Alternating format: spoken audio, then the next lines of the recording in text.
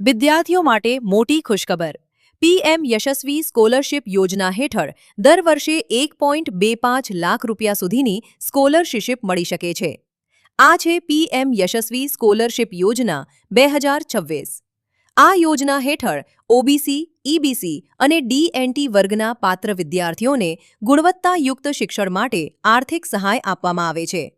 ધોરણ 9 અને 10ના વિદ્યાર્થીઓને 75,000 રૂપિયા સુધી અને ધોરણ 11 તથા 12ના વિદ્યાર્થીઓને 1.25 લાખ રૂપિયા સુધીની સ્કોલરશિપ મળી શકે છે. અરજી નેશનલ સ્કોલરશિપ પોર્ટલ એનએસપી દ્વારા ઓનલાઈન કરી શકાય છે.